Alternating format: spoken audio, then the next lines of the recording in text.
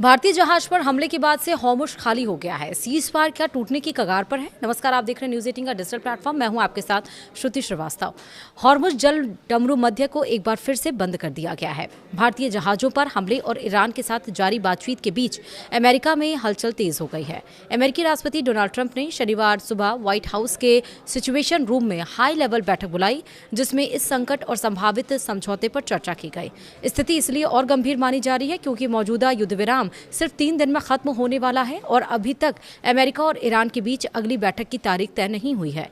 इस बीच ट्रंप ने हाल ही में दावा किया था कि एक समझौता 1-2 दिन में हो सकता है, लेकिन जमीन पर हालात इसके उलट दिखाई दे रहे हैं। अमेरिकी अधिकारियों के मुताबिक अगर जल्द कोई ठोस प्रगति नहीं हुई तो आने वाले दिनों में संघर्ष फिर भड़क सकता है। व्हाइट हाउस की इस अहम बैठक में उपराष्ट्रपति जेडी वेंस, विदेश मंत्री मार्को रूबियो, रक्षा मंत्री पीट हेगसेथ और ट्रेजरी सेक्रेटरी स्कॉट बेसेंट समेत कई बड़े अधिकारी मौजूद रहे।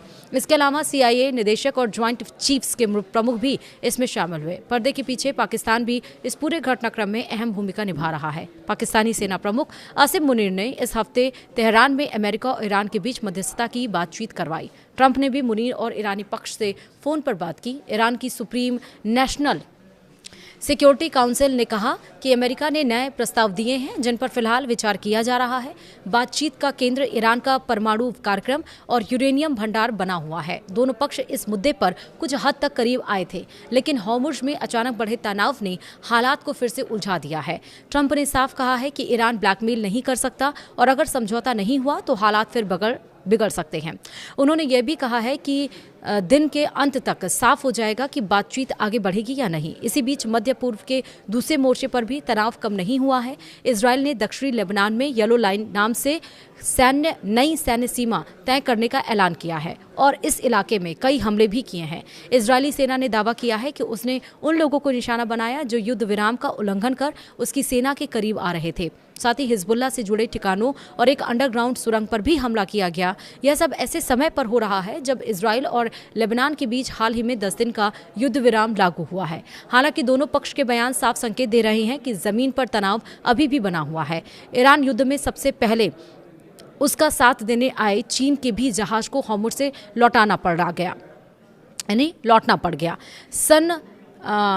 प्रॉफिट नाम की चीनी जहाज को इजाज़त नहीं मिली और इजाज़त ना मिलने के बाद रास्ता बदलना पड़ा। ईरान ने साफ किया कि वह किसी भी देश के जहाज़ को ब्लैंकेट अप्रूवल नहीं देगा।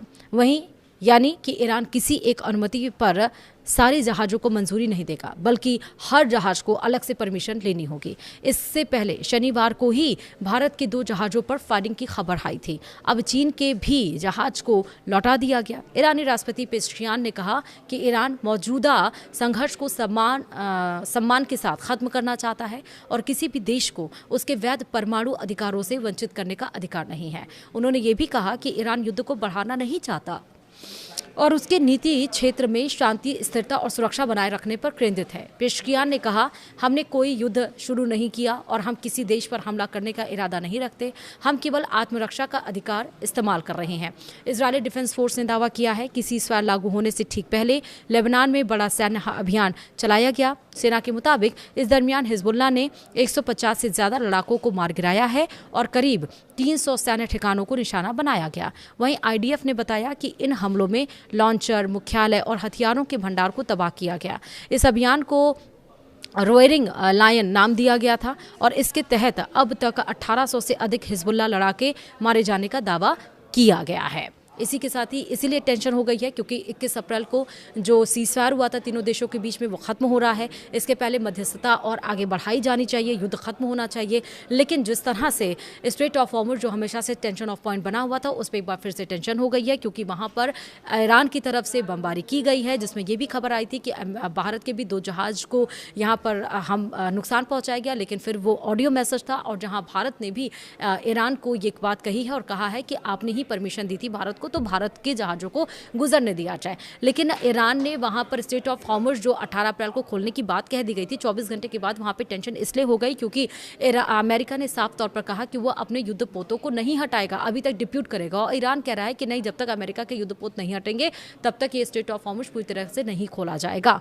यानी कि कुल मिलाकर ये कि सीज़फायर ज़रूर है लेकिन टेंशन बरकरार है। सबकी उम्मीदें ये भी हैं कि ये युद्ध खत्म होना चाहिए, लेकिन जब तक बातचीत नहीं होगी युद्ध खत्म नहीं हो सकता। वीडियो में इतना ही। नमस्कार।